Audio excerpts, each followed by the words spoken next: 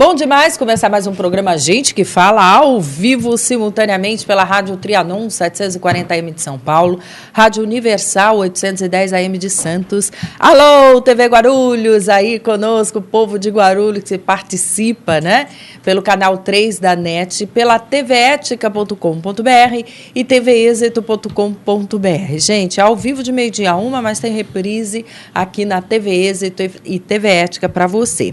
Lembrando ainda que nesse horário você tem a oportunidade de participar ao vivaço através do nosso chat www.tvexito.com.br. Aí lá no seu lado, no seu cantinho ali, na hora que você abre a tela, vai ter um espaço onde você pode preencher e vir fazer as suas considerações, perguntas, né? Elogios, críticas, estamos à sua disposição.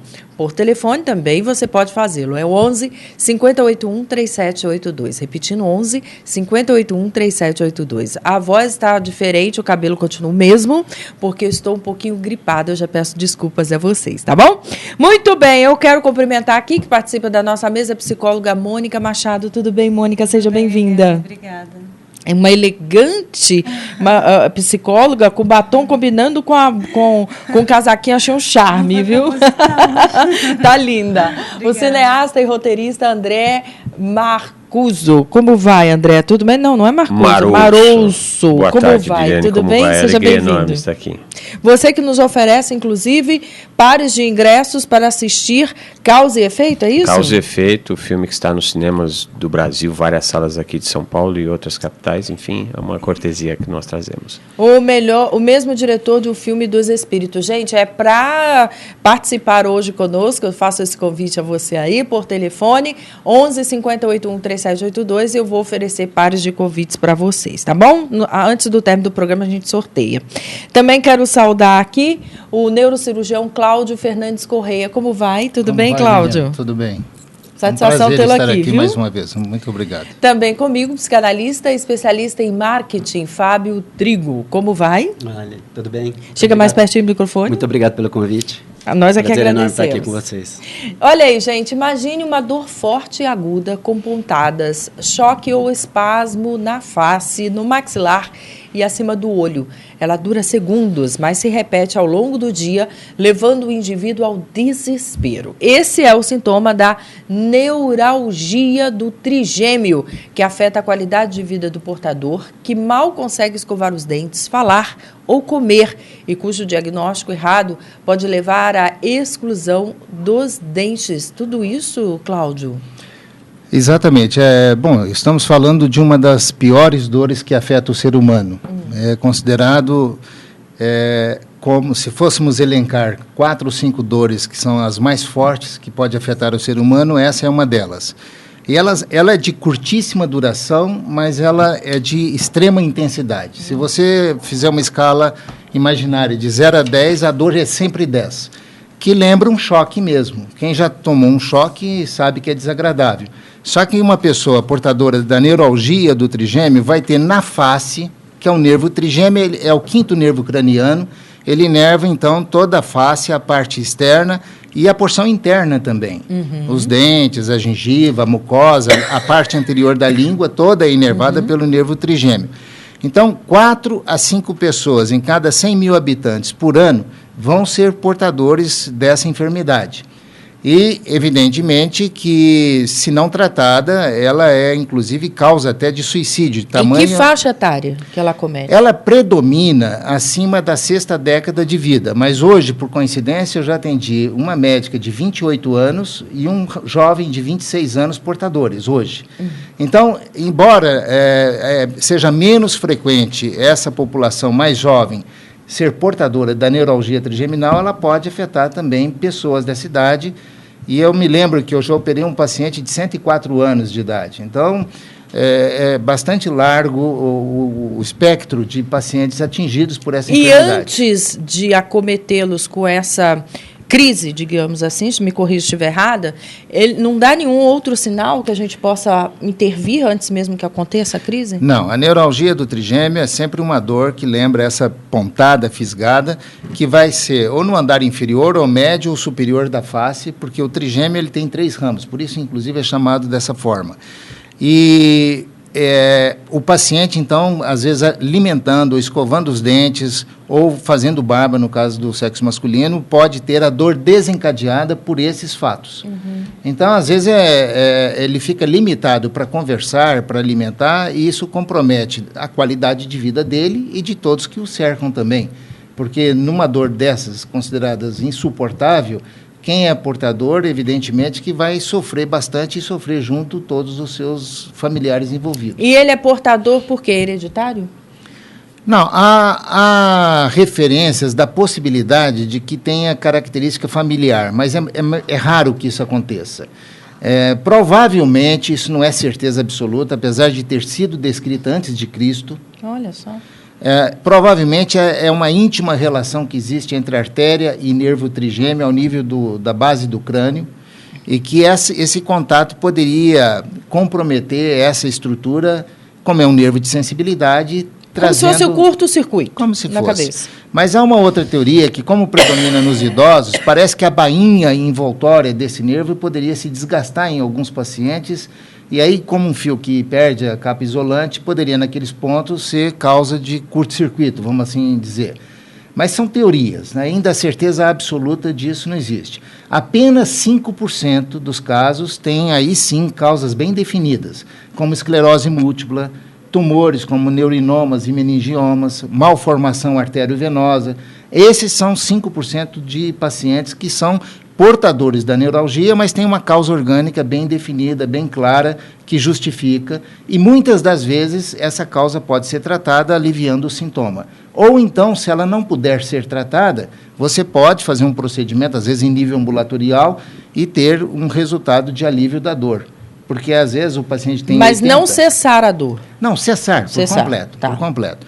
Porque às vezes o paciente tem 84 anos de idade, tem outras comorbidades, como hipertensão, Sim. diabetes, e fazer uma cirurgia de crânio para extrair um tumor benigno, às vezes é muito mais maligno fazer isso do que deixar esse tumor, que vai ter um curso evolutivo muito lento, considerando a sobrevida provável desse paciente.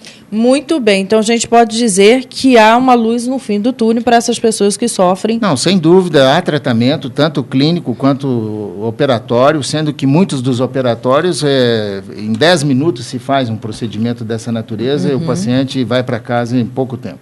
Muito bem, aí você pode enviar as suas perguntas, considerações para o Dr. Cláudio através do nosso chat www.tvexito.com.br. Preencha lá e participe conosco por telefone 11 58 3782. Olha aí, psicóloga diz que seleção panicou na Copa do Mundo. Pois é, a psicóloga da seleção brasileira na Copa, Regina Brandão, afirmou que o time panicou na derrota histórica de 7-1 para a Alemanha. Segundo ela, porém, o pânico foi uma consequência e não a causa da goleada. Para a Regina, a sensação que não conseguiam aí conter o adversário, o pensamento de que poderia vir a ocorrer gerou pânico nos jogadores e aí sim agravou o problema. A Mônica Machado, psicóloga, está aqui conosco. Você gostou do diagnóstico dela? Eu acho que teoria tem várias, né? Então, eu tenho a minha teoria também.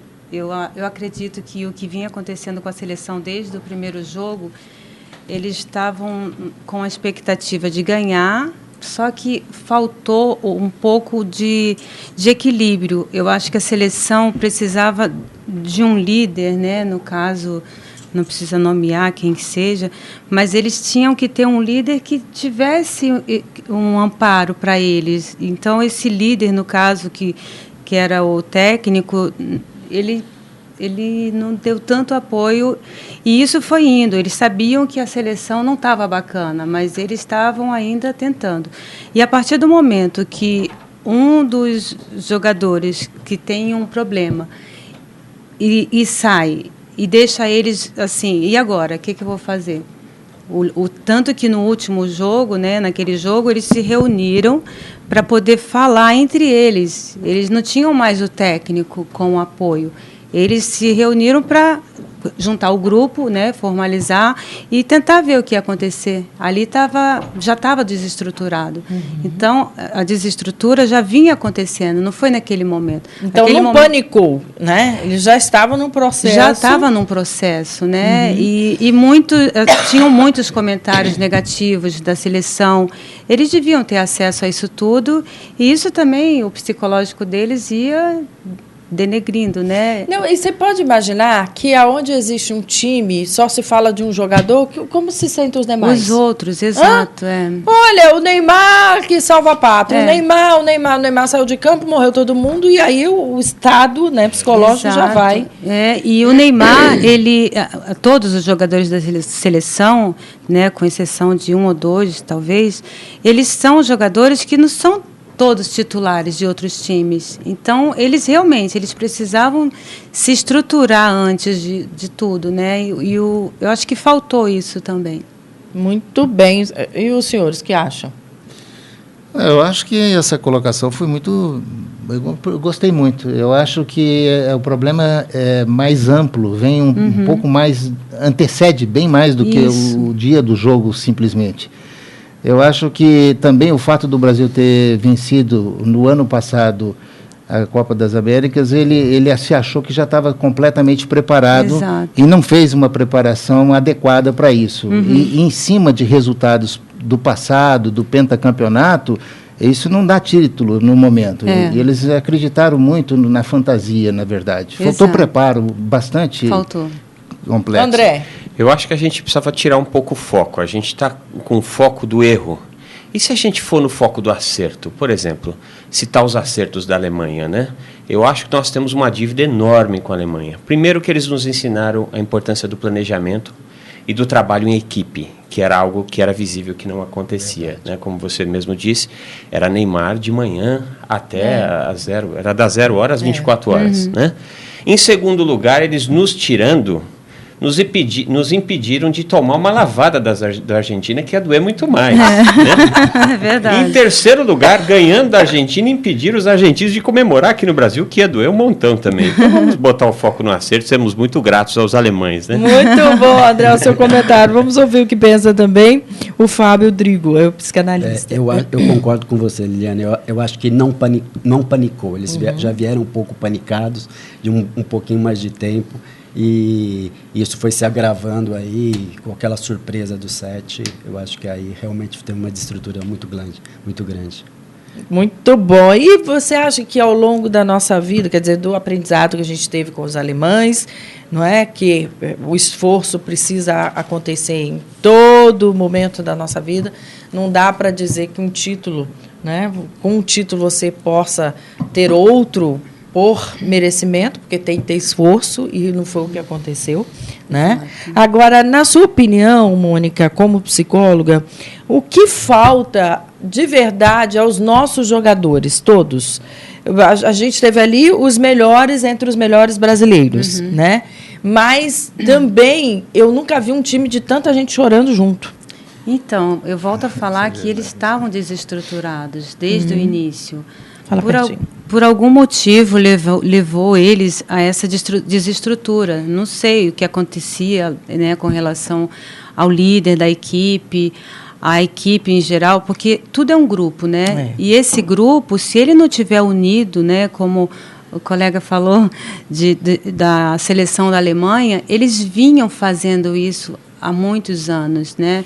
Eles jogavam pelo grupo, e ali o grupo jogava pelo Neymar e o Neymar pelo grupo, né? Então, é diferente de uma seleção.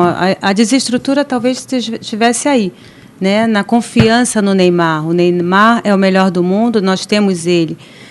A seleção da Argentina tinha o Messi e foi mais longo, né? Quase ganhou o título, né? Para nossa sorte, não ganhou.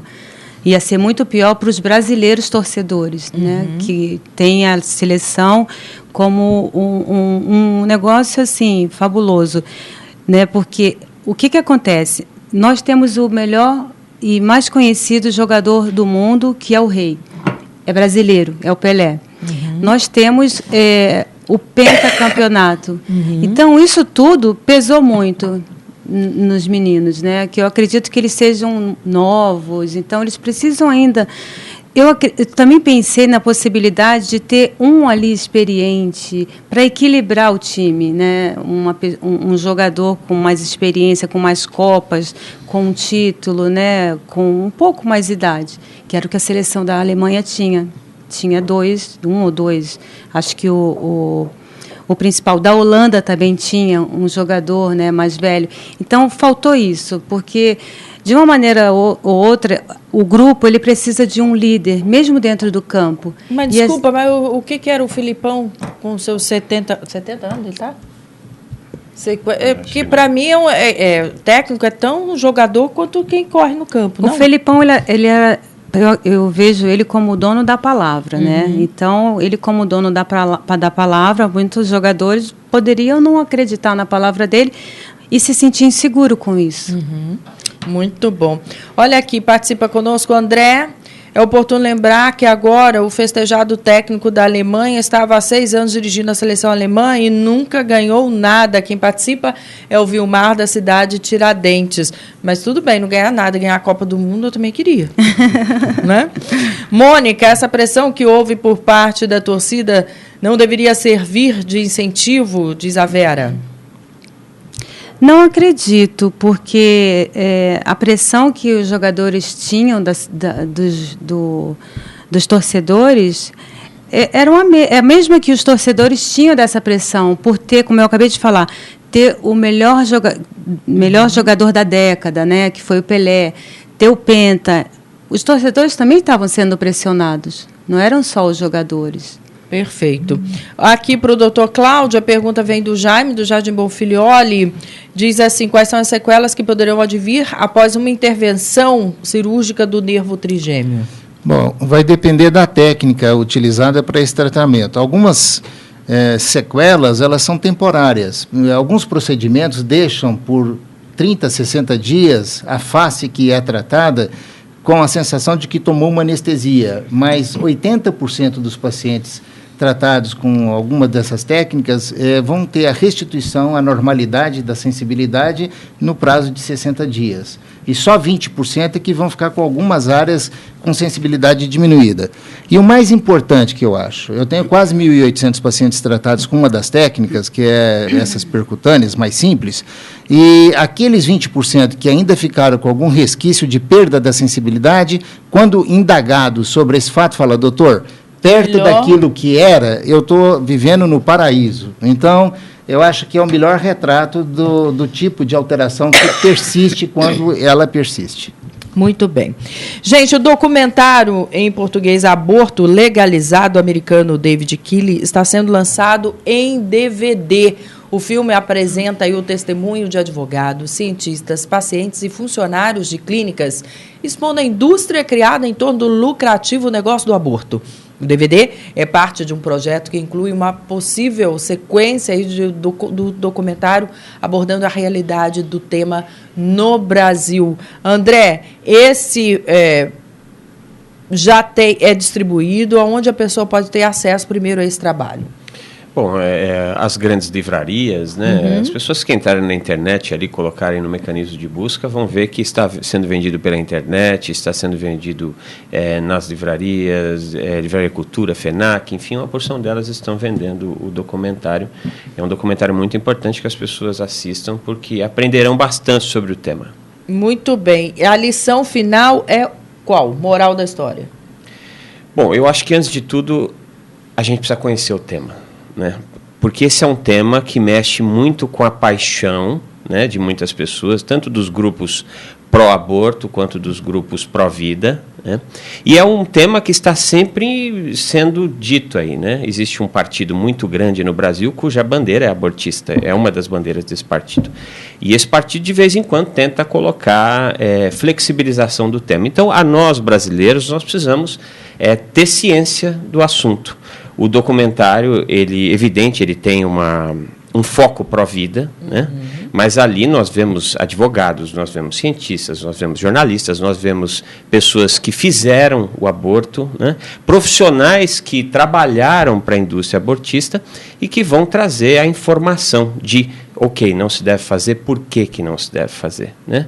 Os aspectos científicos, os aspectos legais e também os aspectos religiosos, né? Visto que a nossa pátria, graças a Deus, é uma pátria bastante religiosa. Muito do argumento que acontece hoje nesse partido que você se refere é dizer que, inclusive, seria uma proteção à vida da mulher, no sentido de encarar, enfrentar um desejo dela quando ela quer interromper uma gestação. Porque as clínicas clandestinas que tem por todo o Brasil e mundo, né, por vezes, coloca em risco a vida desta mulher que tem por desejo fazer esse aborto. Esse também é abordado dessa forma? É questionado? Sem dúvida. Agora, você veja, vamos raciocinar. A cirurgia plástica é algo legal no Brasil.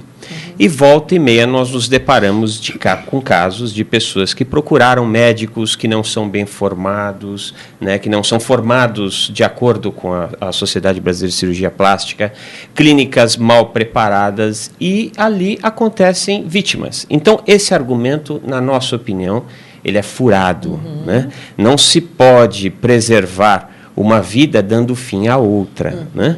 Então, eu acho que o debate ele vai ser muito mais funcional se nós tentarmos descobrir como tratar estas nossas irmãs que estão nesse momento. Por exemplo, a Igreja Católica, eu sou espírita, não sou católico, mas a Igreja Católica, por exemplo, tem um trabalho lindo em São Paulo, que é o amparo maternal.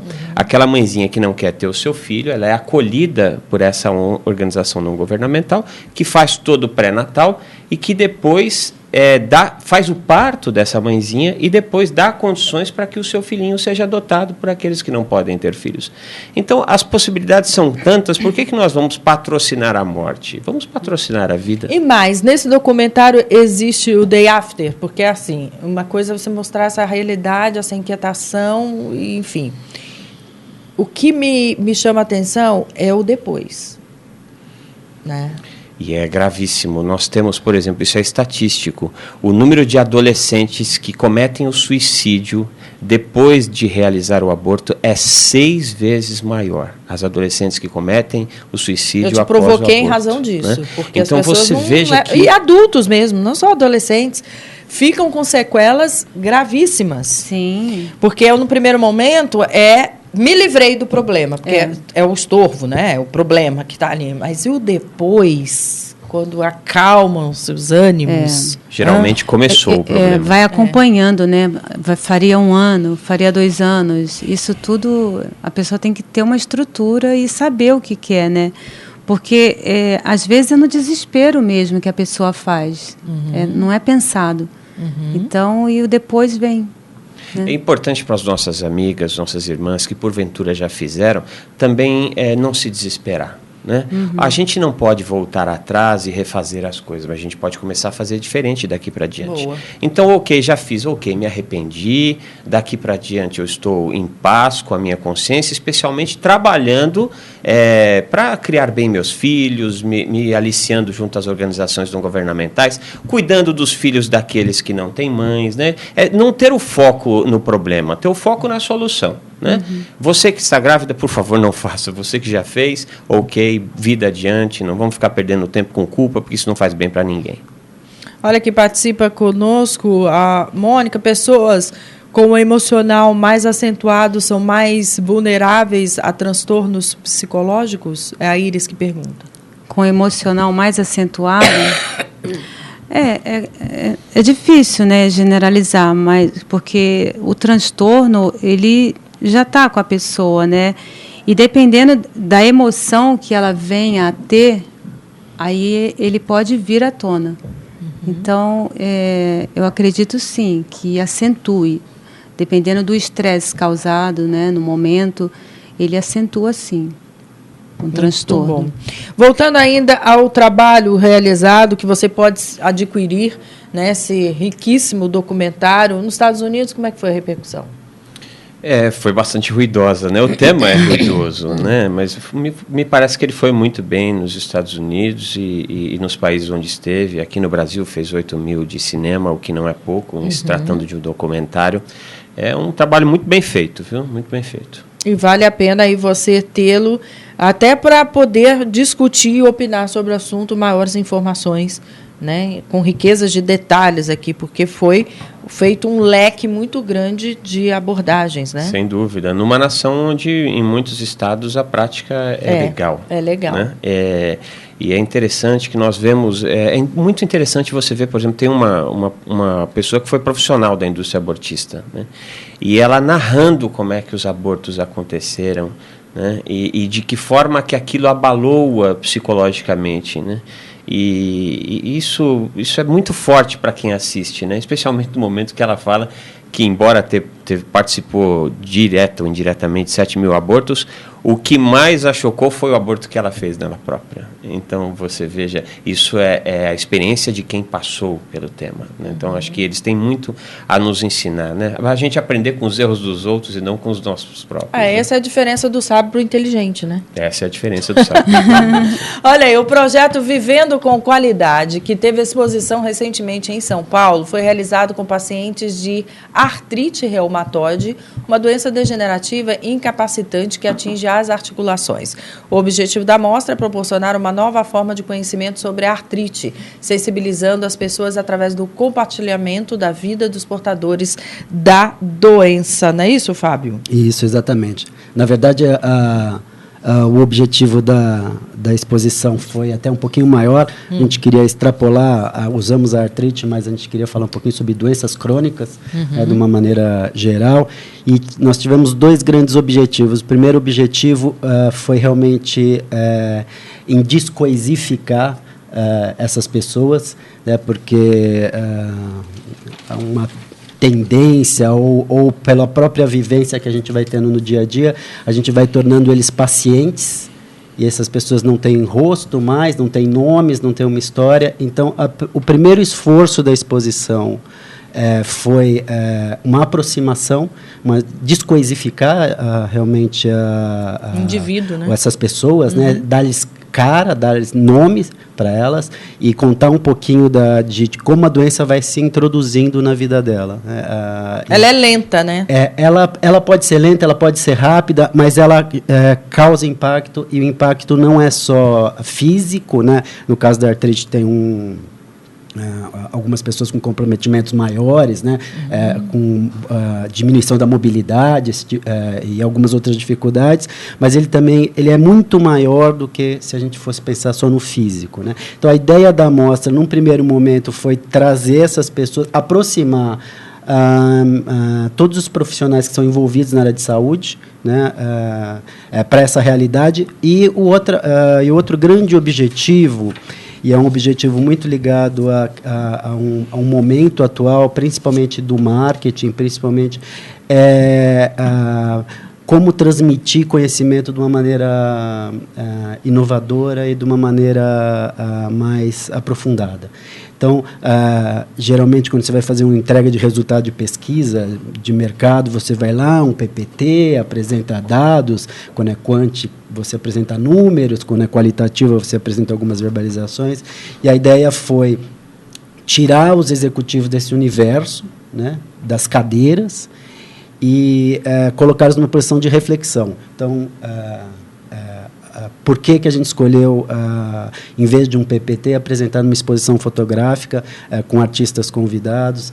Justamente foi com isso. A gente tenta transmitir conteúdo, transmitir conhecimento de uma outra maneira. E foi muito bem recebido. Foi inclusive, por todas as pessoas que foram fotografadas, elas tiveram a oportunidade de ir lá. E foi muito gratificante o comentário de uma delas que falou assim: eu me vi realmente na exposição.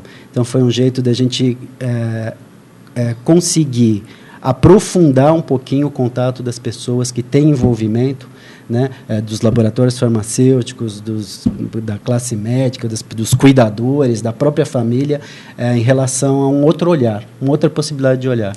Porque vai acontecendo, vai ficando vai massificando. Exatamente. Não é? E criando um contorno de distanciamento, porque tudo bem, você encontra... Dor não é bom em lugar nenhum, né? Nem da alma, nem do corpo. Dor é ruim demais.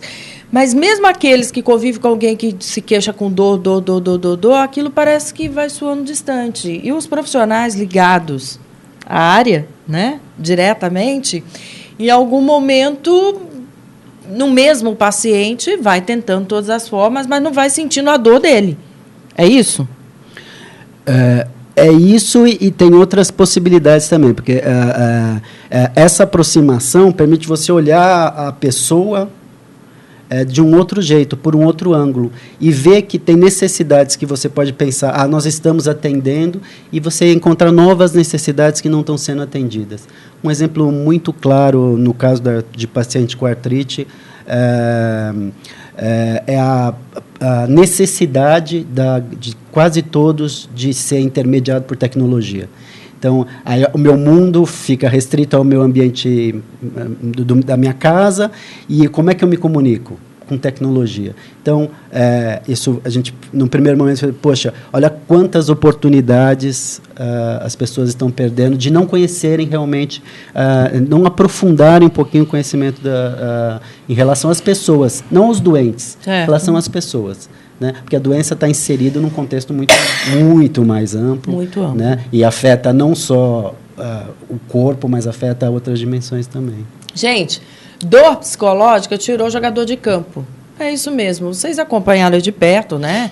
O caso do Hulk, que ele dizia ter uma dor que não era explicada. Virou notícia na Copa do Mundo. Às vésperas do jogo contra o México, o jogador Hulk reclamava de dores fortes na coxa esquerda. Os exames, porém, não detectaram nenhuma lesão e o técnico Luiz Felipe Scolari disse que o problema de Hulk era psicológico, deixando-o fora da partida. Agora, a pergunta que não quer calar, né? Existe dor psicológica? Como é que ela funciona? Existem alguns aspectos importantes. Se eu estivesse dando uma aula num congresso e alguém perguntasse essa mesma pergunta, eu diria que, do ponto de vista teórico, ela existe. Eu coordeno um centro de dor no Hospital 9 de Julho aqui em São Paulo. Se você perguntar quantos doentes nos últimos 10 anos eu vi com dor psicológica, eu diria, eu não vi nenhum. Agora, não confundir com as influências emocionais e psicológicas que a dor traz ao paciente. Então, um paciente que era normal do ponto de vista psicológico, ele passa a ter irritabilidade, ansiedade, angústia, depressão, tudo isso pode ser gerado e é claro que ele é transformado, ele é modificado. Nesses trabalhos que se tem de clínicas de dor, na verdade não são nem a dor aguda, nem a dor crônica, é a dor crônica que você trata, é a dor crônica. Então, esses pacientes que estão estigmatizados com dor crônica, eles são comportamentalmente, são diferentes mesmo do que eram antes da dor crônica, porque eles têm um sofrimento cotidiano, no dia a dia. Agora, não também confundir com aquele que vai querer pegar um atestado para não ir trabalhar e chega lá no médico do pronto-socorro e fala, olha, eu estou com uma dor de cabeça incrível. Então, isso não é nada de dor psicológica, é uma simulação de dor, né? Então, a dor comportamental, a dor só puramente psicológica, ela é muito mais teórica do que prática. E também não confundir com um aspecto que é aparentemente muito estranho, mas é verdade. Vamos pegar qual é a maior prevalência, a maior queixa de dor no planeta Terra, em qualquer país. Dor de cabeça. Sabe quantos % das dores de cabeça tem causa organicamente conhecida? Só 5%. Então, 95% são distúrbios funcionais. Você não encontra uma relação evidente de causa e efeito. Então, é só 5% que você vai ter ou um trauma, vai ter um processo inflamatório, vai ter um tumor, vai ter um mecanismo que é o fator gerador dessa dor.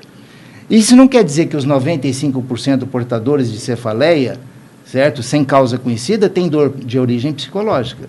Né? Então, não encontrar, por exemplo, no jogador, um dado anatômico que justifique causa e efeito, não quer dizer que ele esteja necessariamente fazendo uma simulação. Então, precisa ter muito cuidado nesse conceito de falar que ele teve lá uma dor psicológica, pelo menos do ponto de vista de quem trabalha, estuda e trabalha na área de dor. Talvez na área da saúde mental, nós podemos ver a opinião da nossa colega, até esse conceito possa existir, mas para nós, na neurocirurgia, neurologia e os que trabalham em ambulatórios de dor, a dor psicológica é um conceito existente, mas na prática é uma raridade a presença de pacientes que apresentem esse diagnóstico. Muito bem, nós vamos fazer um rápido intervalo comercial e voltamos já já. Olá, meu nome é Solange Genari. Eu sou professora da Universidade de São Paulo, da Faculdade de Medicina Veterinária e médica veterinária e responsável pelo Animal Web. Assista esse programa, você vai gostar bastante. A gente conversa sobre saúde animal, produtos de origem animal, animais selvagens, comportamento. Não perca! Animal Web na TV Êxito. Um jeito novo de ver TV.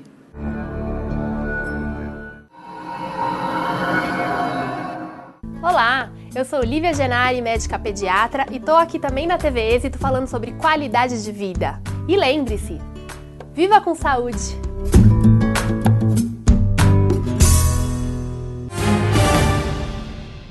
Comigo agora por telefone o nosso querido Dr. Nelson Letísio, ele que é cirurgião plástico e hoje vai nos falar sobre próteses mamárias versus dor na coluna. Até que ponto elas afetam a coluna, hein, Dr. Nelson? Tudo bom, Liliane? Tudo ótimo. Como é que você está? Eu estou muito bem, prazer enorme em ouvi-lo.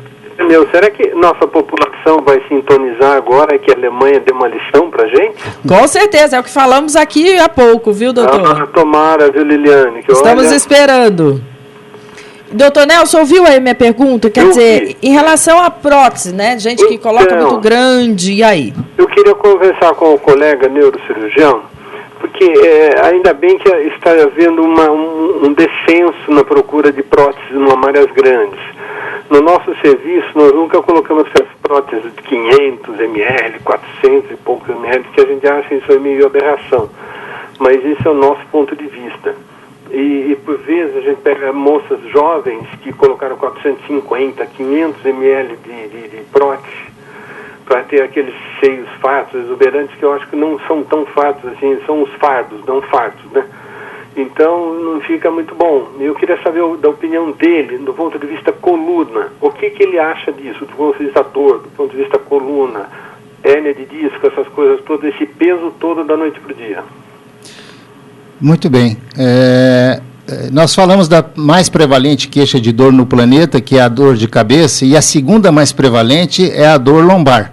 É a dor nessa região lombar, cintura pélvica, e depois na cintura escapular, onde tem a coluna cervical, pela mobilidade, existe várias causas que podem provocar dor. Muitas dessas causas, por exemplo, como foi feita a pergunta para você a respeito de próteses mamárias volumosas, pode ser um dos fatores que vai gerar, na verdade, uma postura muscular, um desequilíbrio muscular que é causa de dor bastante frequente. Mas lembrar que todo esse conjunto envolve músculos, ligamentos, tem o estojo ósseo e tem também os nervos, a parte do sistema nervoso, tanto periférico quanto central. Então, há uma multiplicidade de fatores que vão, inclusive, variar a importância deles com a idade do paciente. Né? Nos pacientes mais idosos, como já foi falado aqui até da artrite, todos nós temos um processo de envelhecimento onde os discos, que são os amortecedores entre cada uma das vértebras, eles vão desidratando e vai diminuindo o espaço. Então, esses fatores agregados a um desgaste ósseo e também a lesões neurológicas vão sendo causas múltiplas de dor na região da coluna vertebral, sendo que os segmentos, como eu disse, mais afetados é a lombar e a cervical, porque esta tem muito mais mobilidade do que a torácica.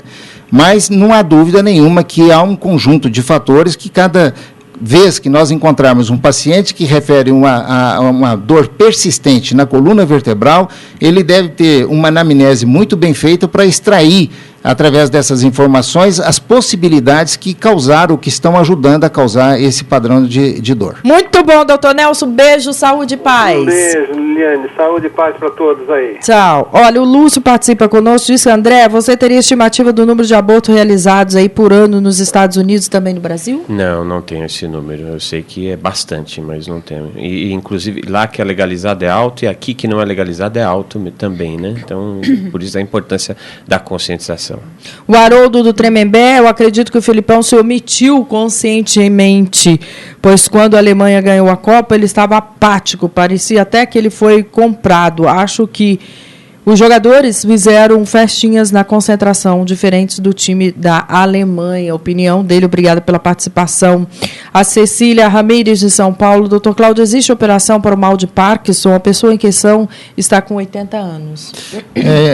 Então, eu sou um neurocirurgião funcional. Eu trabalho com movimentos involuntários e opero, implanto eletrodos para controle de movimentos involuntários e rigidez, que talvez seja o melhor tratamento para o Parkinson que tem hoje no mundo. O índice de morbidade, de problemas que a cirurgia traz a um paciente desse está em torno de 2%. Portanto, é uma cirurgia extremamente segura.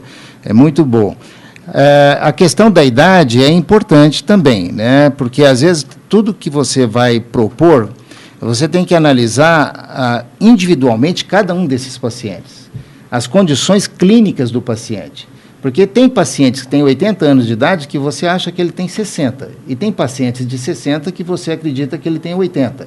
Então, a condição clínica pode ser um fator muito significativo no sentido de você usar uma tecnologia que está presente, que é boa, que está correta, mas no paciente que tem condições de receber esse tipo de terapia.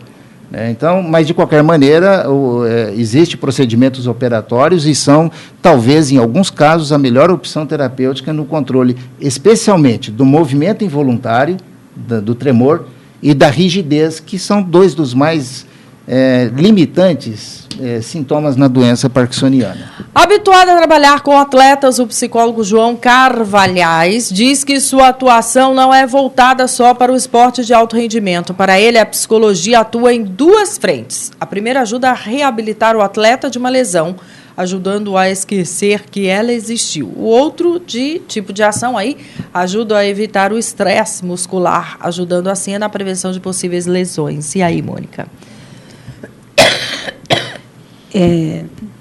Esquecer a lesão é um pouquinho difícil, não? É difícil, porque ela está lá, como ele mesmo falou, a dor existe, né?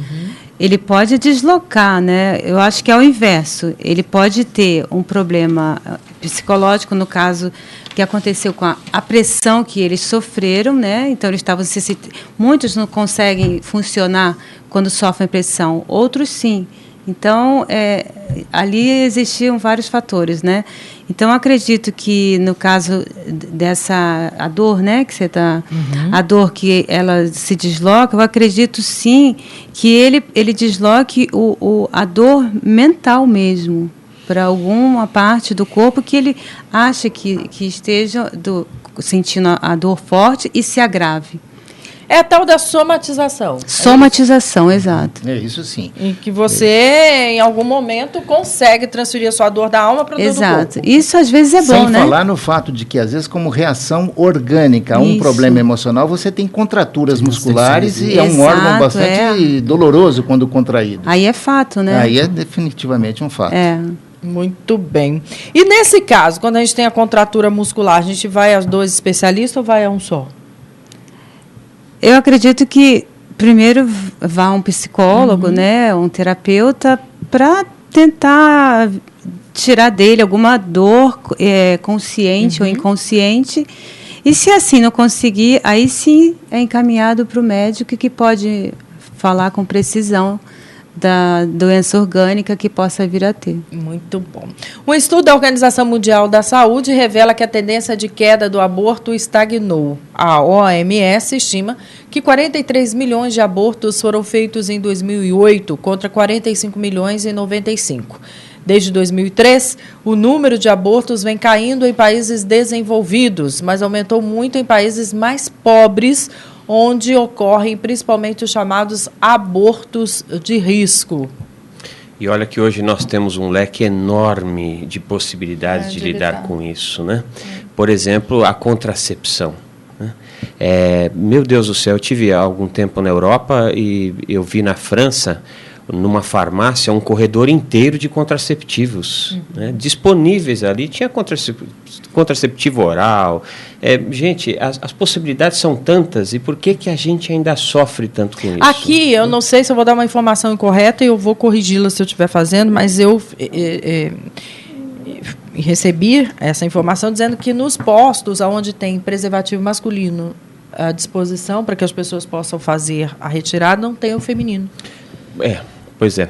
O documentário ele aborda uma coisa que é interessante. Os preservativos de má qualidade, e eu não sou médico, não entendo do tema, mas as pílulas de baixa concentração me parece que são mais suscetíveis de falha, né?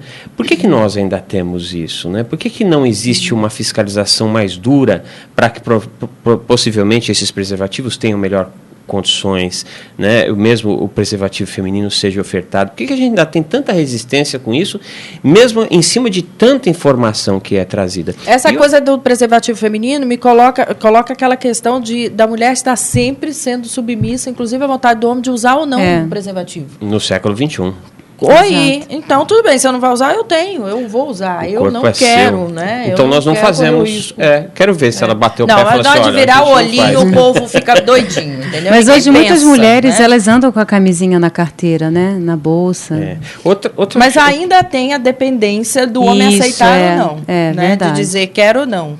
Eu acho que a gravidez indesejar acontece mais em razão desse tipo de comportamento do que, propriamente dito, da falha da pílula ou do preservativo. Sim. Né? Eu acho que outro ponto que precisa ser trabalhado também é a questão da sensualização cada vez mais cedo, precoce das nossas crianças. Né?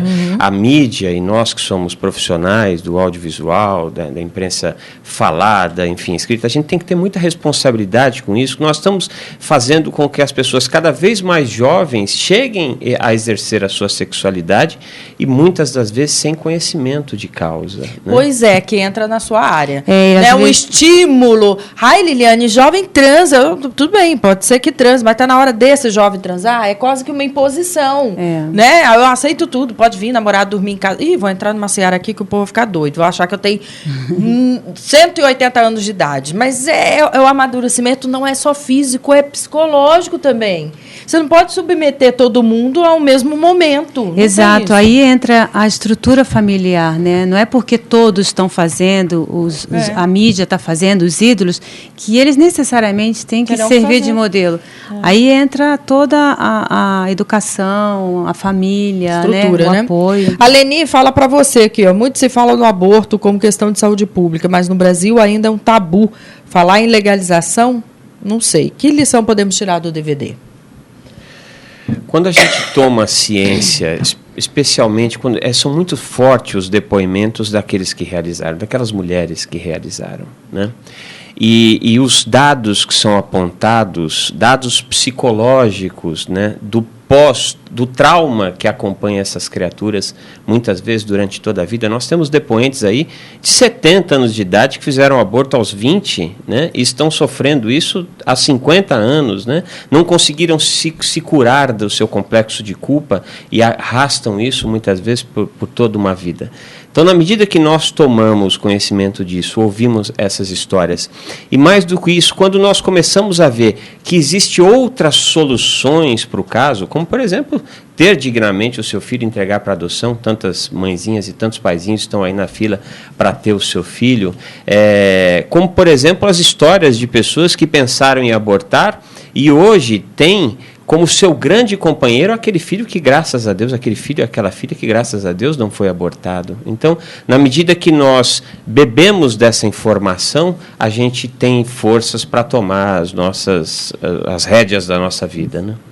Olha, empresas usam psicologia para se aproximar de clientes. Segundo alguns analistas, há uma tendência mundial de tentar humanizar as empresas, aproximando-as dos consumidores com tratamentos personalizados. Nessa linha, empresas como a Provokers, né, e H2H buscam revelar desejos e aproximar pessoas, considerando que o fator humano é a parte mais importante do processo entre a empresa e o consumidor.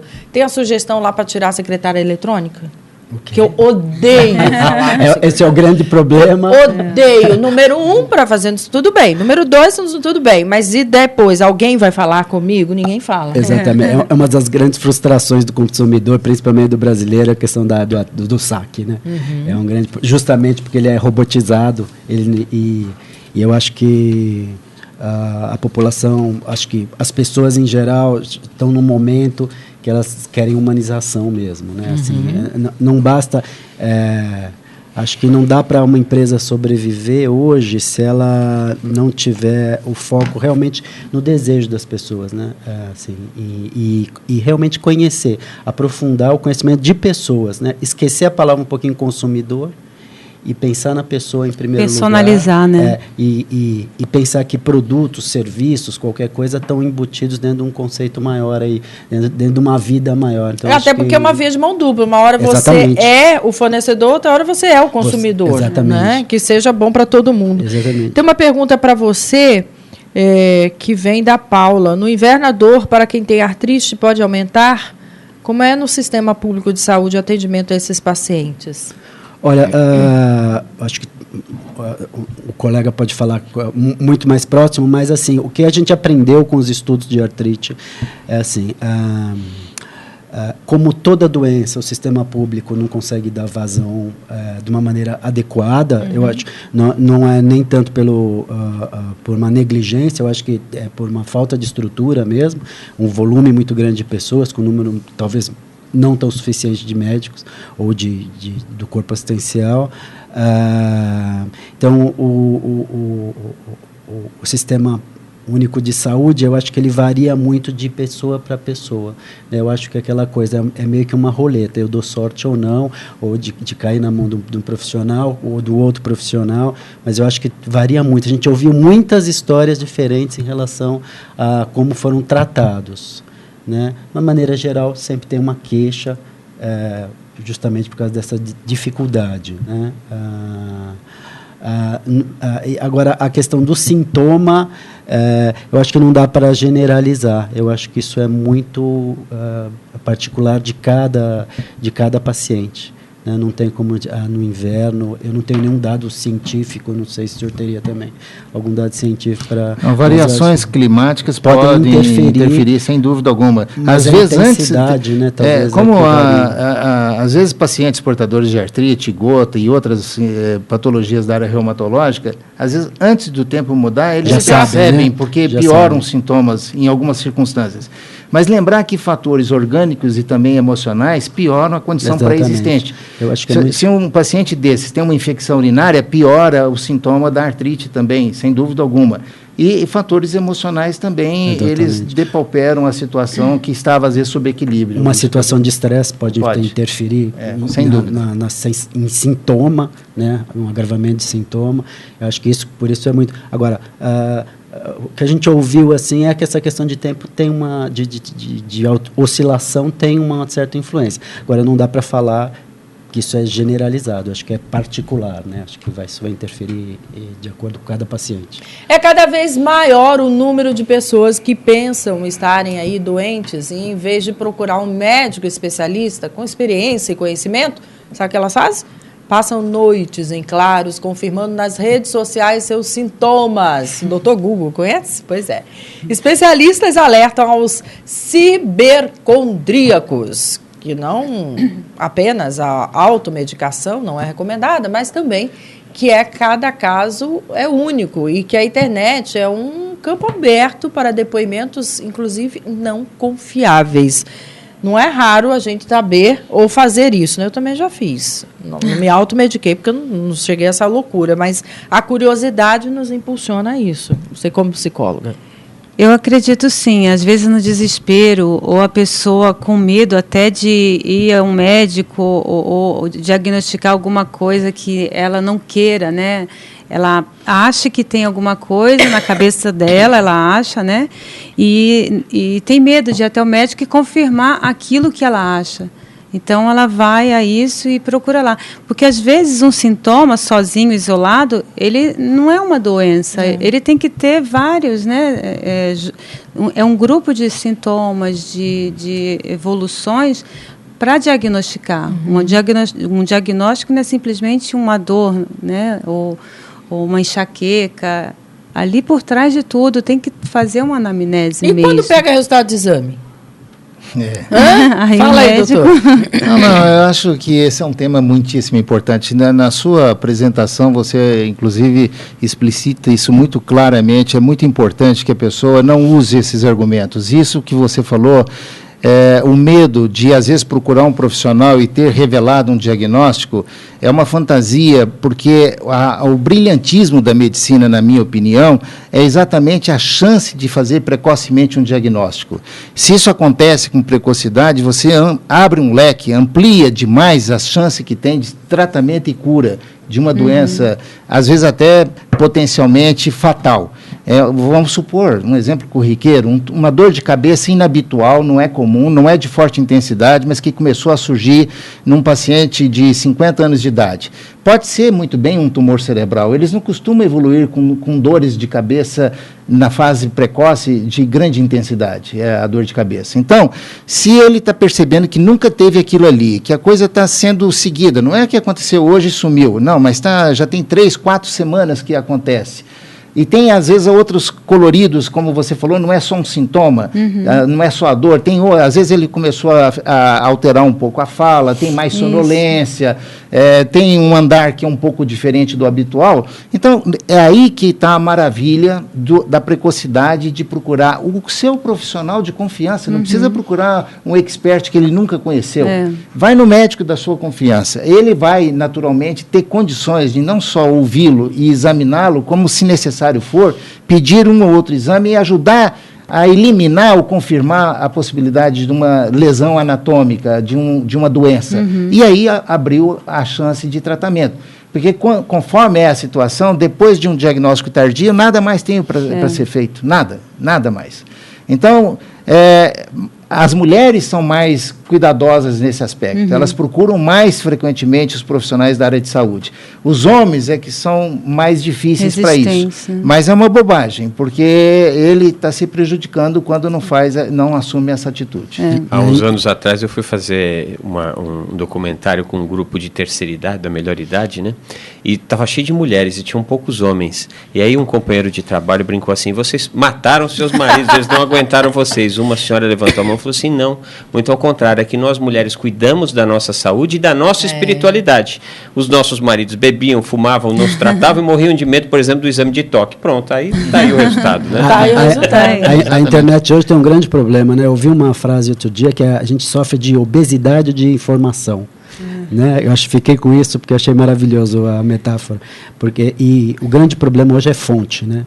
A gente não sabe se aquela informação lá ela é de uma fonte confiável ou não. Então quem tem que diagnosticar é quem é confiável, que é o médico, né? Assim, quem tem claro.